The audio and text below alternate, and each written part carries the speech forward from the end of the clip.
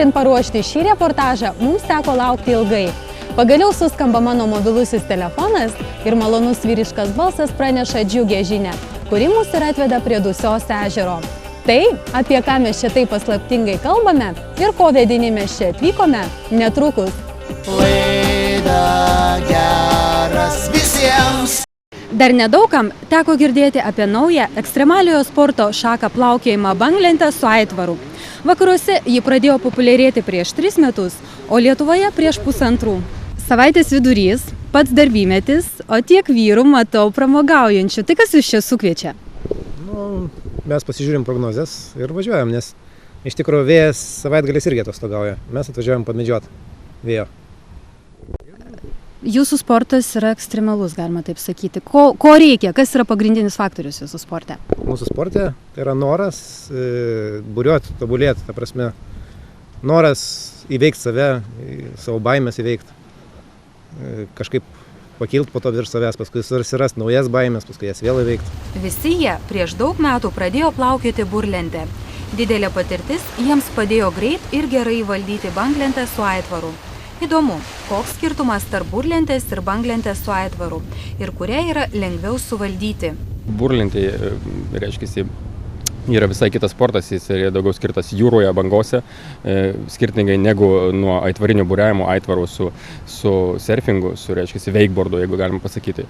Tai čia yra jau plaukimas toksai ir pritaikęs ir ežeruose, ir jūroje, ir jis yra daug kartų ekstremalesnis, reiškia, ir daug vyriškesnis, negu taip pasakyti.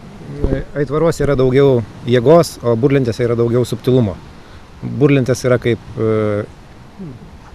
gražus šokis, o aitvarai tai yra kaip, tarkim, šokis, rimtynės, ten reikia tikrai daug jėgos.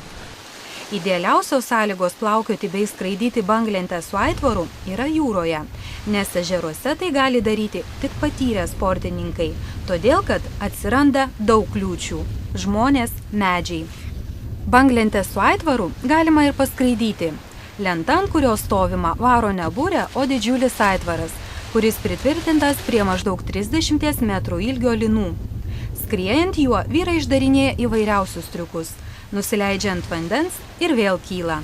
Kokį greitį galima pasiekti skriejant banglentę su aitvaru? Dabar apie 80 km.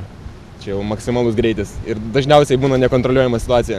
O į aukštį kokį iškelia? Ir į aukštus apie 50 metrų yra žmonės, bet irgi čia yra tokie nekontroliuojami atvejai ir dažniausiai žmonės nusileidžia jau sulūžę. O normaliai tai 20 metrų ir kabo 15 sekundžių, 12 sekundžių ore sportininkas. Kaip ir kiekviename sporte, tenka patirti ir skausmingų nusileidimų, neišvengiamos ir įvairios traumos.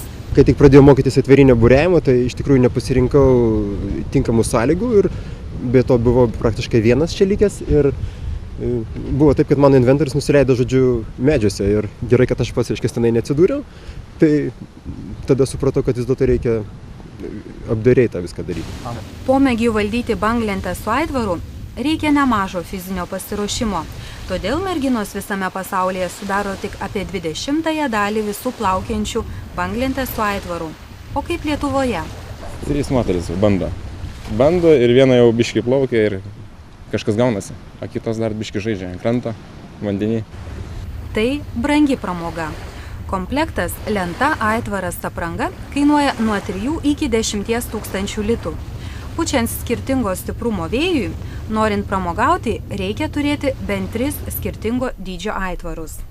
Norintiems pradėti plaukioti burlentę ar banglentę su aitvaru, vyrai pataria tai pradėti nedelsiant, nesakyti šiemet dar negaliu, o kitamet tai jau tikrai. Jie sako, kad tokie dažniausiai ir nepradeda. Plaukimas banglentę su aitvaru neatsiejama vyrų gyvenimo dalis. Į tai jie net sugeba pažvelgti filosofiškai. Plaukimas iš principo galima palyginti kaip ir su gyvenimu. Tu susiduri su sunkumais, jos turi nugalėti. Niekados negali žinot, kokios sunkumus susitiksi, ypatingai išplaukęs į jūrą. Gali būti, kad ateis didžiulė banga ir tave suvalgys, sulaužys tavo inventorius, tave patį vos išplauks į krantą.